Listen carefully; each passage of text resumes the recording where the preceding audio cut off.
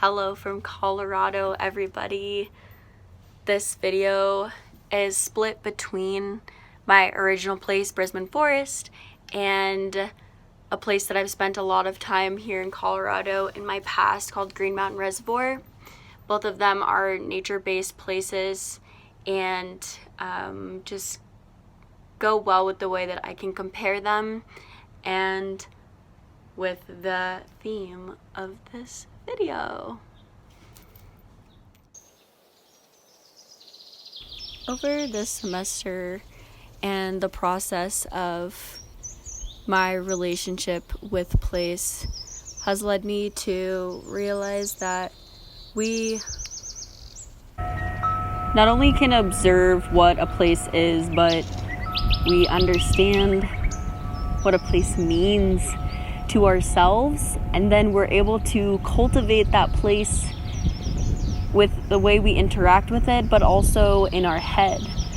A place is a thought of what it is, and you can create space for that place and the love or learning and understanding of it.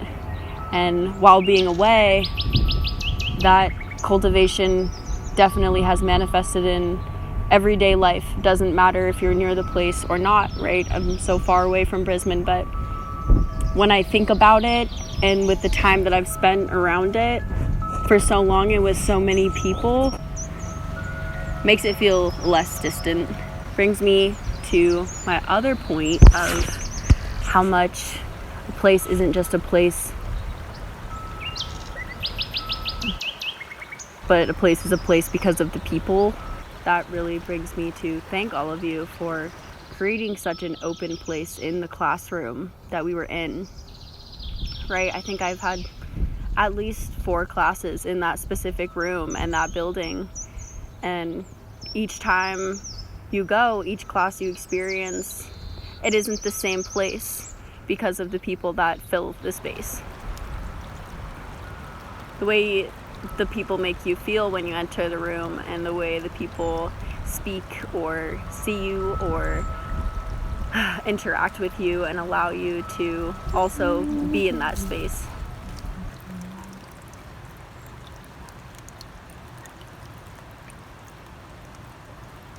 As I'm a biology major, a lot of my college career has been looking and understanding a place at what it is physically. This class really challenged that original and ingrained biological approach to place within me and allowed and manifested more imagination. Home on This Earth has a really great quote. I think that represents that growth.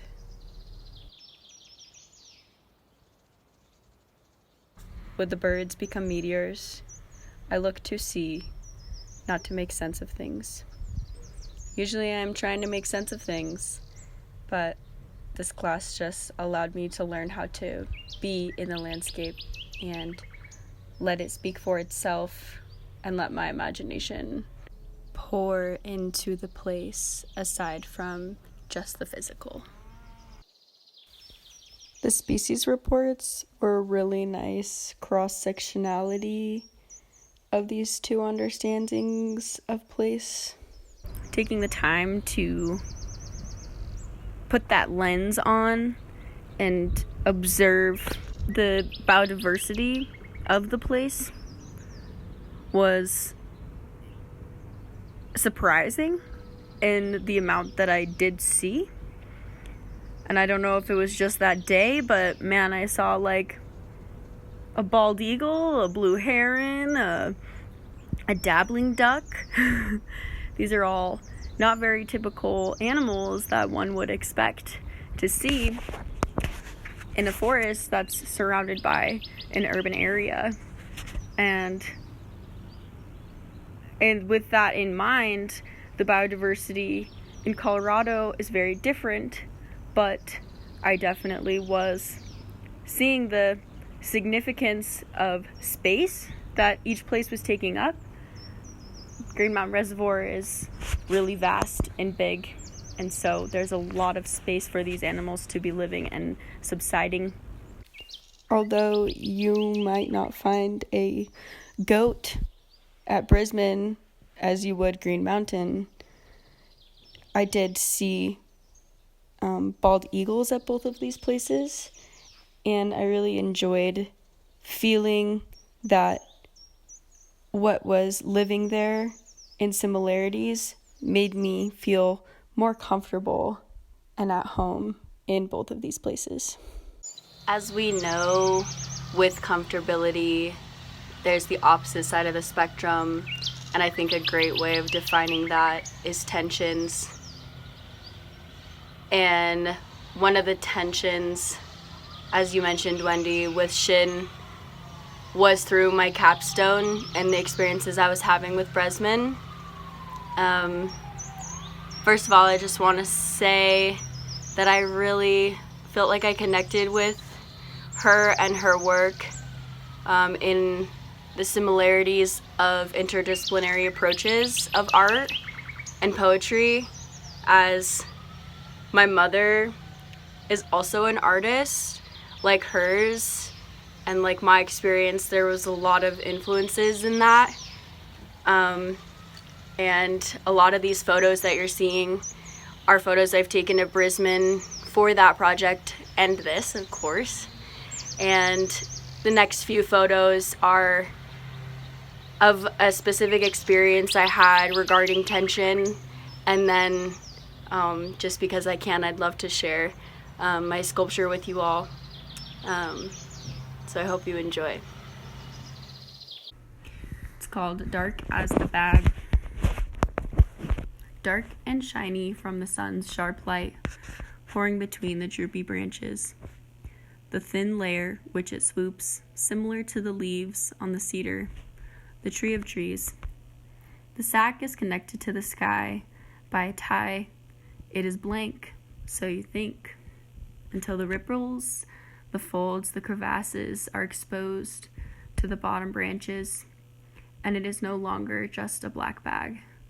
It has become a temporary home, the way it has flown, covering the cracks where the moving creature stealthily, slowly moves between.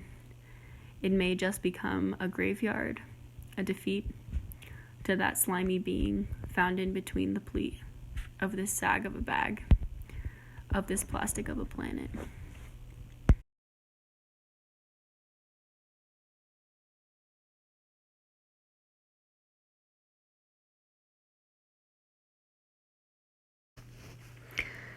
Coincidentally, the other visitor we had, Nathan Voss, one of his quotes definitely clarified in the way I was perceiving the trash and perceiving my place and the way I felt that people were interacting with it, in the sense of originally like disrespect and non-appreciation and anger within myself as I was going around collecting these things. And I understood from Nathan, quoting from The Lines That Make Us, he says, "We are all in this together, we fellow humans, working it out, doing our best at this strange and crazy and nigh impossible task we all share, the act of living life."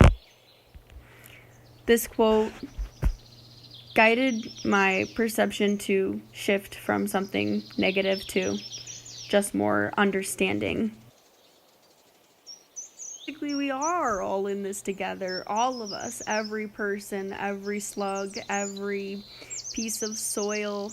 And what I think is really cool about being able to, in the beginning of the semester, interact with all of you so dearly and read your work was seeing the different perspectives of life and of your perceptions of your places.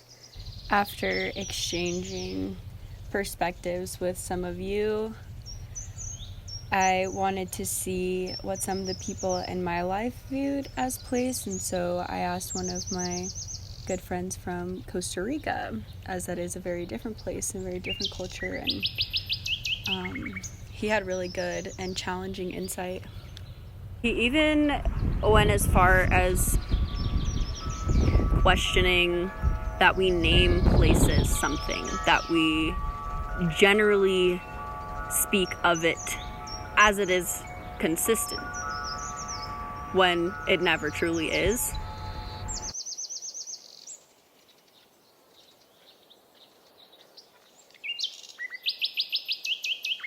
But it's beautiful that we have created places like a forest and called it a forest because of what it is and what it does and who it houses and how absolutely beautiful it is, and how if it weren't there, many people would feel so far from an area that they can interact with nature.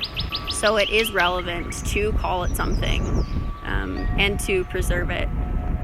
And so calling it something allows for that preservation. So we counter that point too is the reading of Where the Water Begins and this sense of place and spirituality within a place. I think that can be very consistent and consistent in generations and not just in one person's lifetime. Spirituality can represent a place instead of a name. But I think it's important to understand that it never will be the same, and the way that the place is approached differently every time.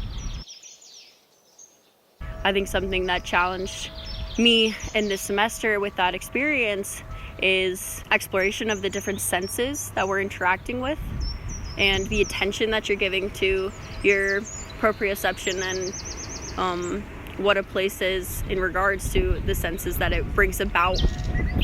It was definitely eye-opening in the different kinds of things that I saw in Bresman and that I felt from Bresman, and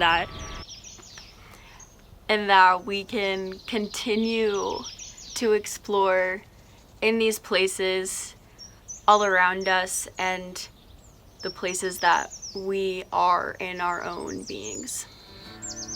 Thanks for watching.